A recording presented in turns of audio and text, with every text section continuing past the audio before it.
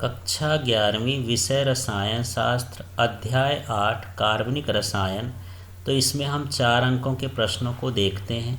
तो चलिए इसका पहला प्रश्न है, निम्नलिखित यौगिकों के आबंध रेखा सूत्र लिखिए। Isopropyl alcohol, 2,3 dimethyl butanol, heptane 4 on. तो यहाँ पर देख लेते हैं, ये जो संरचना है ये किसकी है? आइसोप्रोपिल अल्कोहल की है। अब इसको हम यदि आबंध रेखा सूत्र से दर्शाएंगे तो इस तरह से हम दर्शा सकते हैं। तो यहाँ पर OH तो OH ही जुड़ा हुआ है। यहाँ पर ये जो है ये किसको बताता है? ये वाला जो कोना है ये CH को बताता है, और ये जो स्वतंत्र सिरे हैं ये किसको बताते हैं? CH3 को बताते हैं। इस तरह से यहाँ पर हम नहीं भी लिखेंगे तो हमको ये रेखा आबंध रेखा सूत्र से हमको पता चल जाता है कि कौन सी चीज़ कहाँ पर लिखी है। अब यहाँ पर देखिए उसमें था 2,3 डाइमेथिल ब्यूटेनॉल। तो यहाँ 2,3 डाइमेथिनल, पहले इसका जो है संपूर्ण संरचना हम इस तरह से बना लेते हैं। तो यहाँ पर 2 और 3 में मेथिल जुड़ा है, इसलिए 2,3 हो गया, 2 हो गए तो डाइमेथिल हो गया। अब इसमें कार्बन 4 हैं तो इसका नाम क्या हो गया? ब्यूटेनॉल हो गया। एल्डिहाइड से ये जुड़ा हुआ है। अब इसकी संरचना करेंगे तो 4 में यहाँ पर देख लीजिए स्वतंत्र सिरा यहाँ पर हो जाएगा, माने यहाँ CH3 हो गया। फिर 3 नंबर में ये थोड़ा सा हम किए और यहाँ ऊपर कुछ नहीं लिखे, मानिए स्वतंत्र सिरा हो गया तो CH3 को बताता है। फिर ये यहाँ पर देख लेते हैं 2 नंबर में, तो 2 नंबर ये बीच का बंध है, ये CH ही होगा। ये स्वतंत्र सिरा है तो यहाँ पर CH3 हो गया। अब यहाँ पर जो हो गया ये C, ये कोना जो है C को बताता है तो CHO। इस तरह से इसका रेखा आबंध सूत्र हो जाएगा।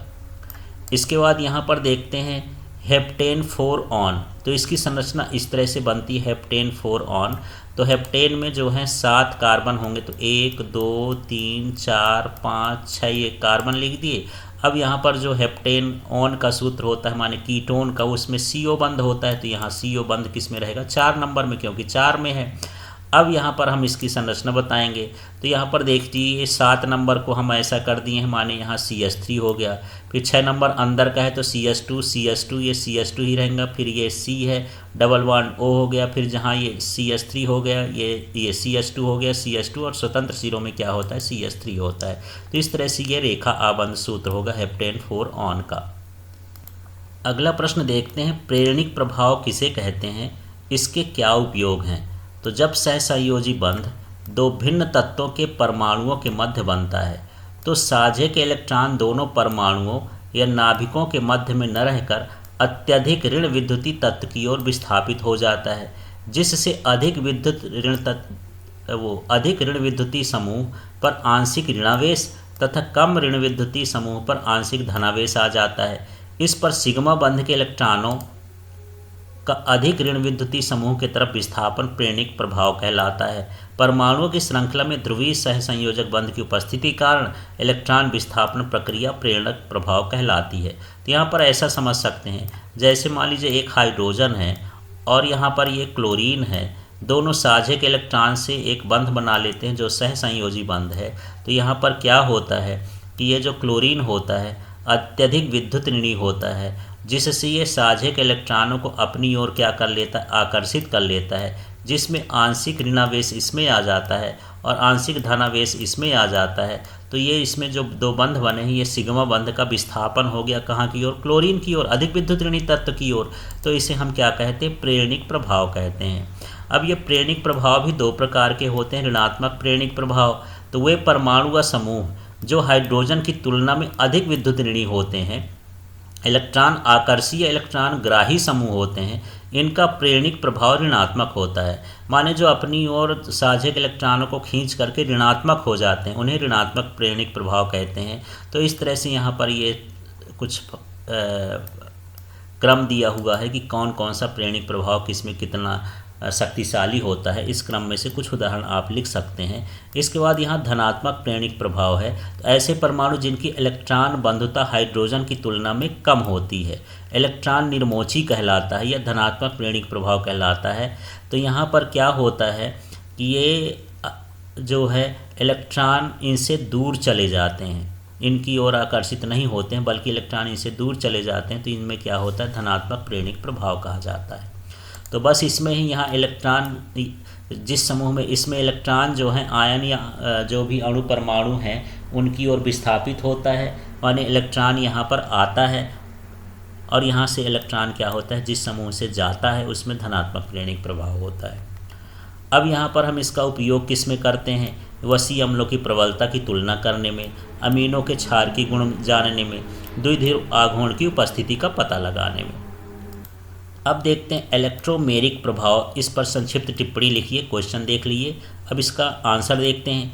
यह एक अस्थायी प्रभाव है जो अभिक्रिया के समय केवल किसी अभिकर्मक की उपस्थिति में कार्य करता है, माने पहले से ये उपस्थित नहीं होता। इलेक्ट्रोमेरिक प्रभाव किसी आक्रमणकारी समूह की उपस्थिति में एक बंध के इलेक्ट्रॉनों का पूर्ण रूप से अधिक विद्युत ऋणी विद्युत समूह की ओर होने वाला विस्थापन इलेक्ट्रोमेरिक प्रभाव कहलाता है। लेकिन जैसे ही आक्रमणकारी समूह से हटाया जाता है तो वह वापस अपनी मूल स्थिति में आ जाता है। इस इलेक्ट्रोमेरिक प्रभाव को एक मुड़े हुए तीर द्वारा व्यक्त किया जाता है जो उस स्थान से शुरू होता है जहां इलेक्ट्रॉन जाते हैं और उस स्थान पर समाप्त होता है जहां पर इलेक्ट्रॉन आते हैं।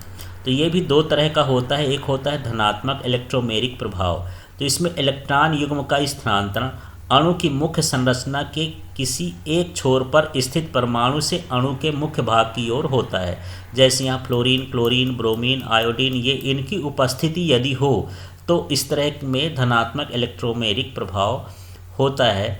ये इलेक्ट्रॉनों को अपनी ओर खींच लेते हैं। फिर यह ऋणात्मक इलेक्ट्रोमेरिक प्रभाव, इसमें इलेक्ट्रॉन युग्म का स्थानांतरण अणु की मुख्य संरचना से बाहर की ओर होता है। तो ये कब होता है, जब नाइट्रोजन उपस्थित हो, ऑक्सीजन उपस्थित हो, यहाँ पर Cr2 समूह उपस्थित हो, ये सल्फर उपस्थित हो, तब ये ऋणात्मक इलेक्ट्रोमेरिक प्रभाव होता है। इनका उपयोग है एल्कीन एल्काइन पर हैलोजन की योगात्मक अभिक्रिया होती है, इसके कारण कार्बनिक यौगिकों की नाभिक स्नेही योगात्मक अभिक्रियाएँ होती हैं। अब अगला प्रश्न है प्रेरणिक प्रभाव तथा इलेक्ट्रोमेरिक प्रभाव में अंतर। तो यह एक स्थायी प्रभाव है, यह अस्थायी प्रभाव है। यह प्रभाव सिग्मा बंध के इलेक्ट्रॉनों के विस्थापन के कारण उत्पन्न होता है। यह प्रभाव पाई बंध के इलेक्ट्रॉनों के विस्थापन के कारण उत्पन्न होता है। आंशिक धनावेश तथा आंशिक ऋणावेश उत्पन्न होता है। इसमें पूर्ण धनावेश तथा पूर्ण ऋणावेश उत्पन्न होता है। इसके कारण प्रतिस्थापन अभिक्रिया होती है। इसके कारण योगात्मक अभिक्रिया होती है। अणु में सदैव उपस्थित रहता है। यह प्रभाव अभिक्रिया के दौरान आक्रमणकारी समूह की उपस्थिति से उत्पन्न होता है। तो इस तरह से यदि अलग अलग नहीं देखना है तो ये अंतर देख लेंगे तो आपको दोनों तैयार हो जाएंगे। अगला प्रश्न है एलिफैटिक तथा एरोमेटिक में अंतर लिखिए। तो एलिफैटिक क्या है, यह खुली श्रृंखला वाले यौगिक होते हैं। ये एरोमेटिक बंद श्रृंखला वाले यौगिक होते हैं। इनमें प्राय सिंगल बंध CC बंध पाया जाता है। इनमें चक्र में एकांतर क्रम में एकल व द्विबंध होते हैं। पहले एक बंध फिर द्विबंध, फिर एक बंध फिर द्विबंध, इस क्रम में चलते हैं। ये अधिक क्रियाशील होते हैं, ये कम क्रियाशील होते हैं। हैलोजनीकरण, नाइट्रीकरण, सल्फोनीकरण सरलता से नहीं होता है, इसमें सरलता से होता है। इनकी दहन ऊष्मा अधिक होती है, इनकी दहन ऊष्मा कम होती है। इनमें OH मूलक उदासीन होते हैं। इनमें हाइड्रोक्सी यौगिक अम्लीय गुण दर्शाते हैं। इनमें मूलक क्षारीय होते हैं, इनके मूलक अम्लीय होते हैं। अब चलिए अगला है निम्न यौगिकों के संरचना सूत्र लिखिए। तो यहाँ पर देख लेते हैं 3,3 डाई मिथाइल पेंटेन। तो यहाँ पर देख लेते हैं 1 2 3 4 5 इस तरह से, या फिर यहाँ से कर सकते 1 2 3 4 5। यहाँ से ये बंध जो है पास में पड़ता है तो यहाँ से नंबरिंग करेंगे। तो 3 नंबर में क्या जुड़ा है, मेथिल, और फिर 3 नंबर में क्या जुड़ा है, मेथिल। तो 3 ये हो जाएगा डाई मिथाइल, डाई मेथिल भी बोल सकते हैं। और ये क्या हो गया, मिथाइल, और ये हो जाएगा पेंटीन। यहाँ डाई मेथिल है, यहाँ मिथाइल नहीं है। तो इस तरह से इसका ये संरचना सूत्र हो जाएगा। फिर है 4 मेथिल हेक्सेन टू ऑल। तो यहाँ पर देख लेते हैं 4 मेथिल कैसे हो जाता है। यहाँ क्रियात्मक समूह पास में है तो यहाँ से नंबर करेंगे 1 2 3 4 5 6। तो यहाँ पर देख लेते हैं, यहाँ पर 4 में क्या जुड़ा है, मेथिल, तो 4 मेथिल हो गया।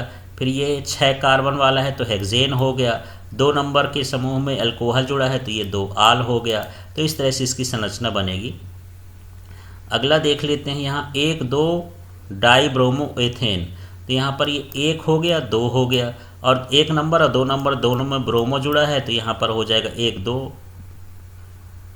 Dibromo ethane. इसके बाद नाइट्रोमेथेन यहाँ पर देख लेते हैं, ये CH3NO2 ये नाइट्रोमेथेन होता है। तो इस तरह से इनकी संरचना सूत्र हमको देना है। तो ये 4 अंक के इम्पॉर्टेंट प्रश्न हैं।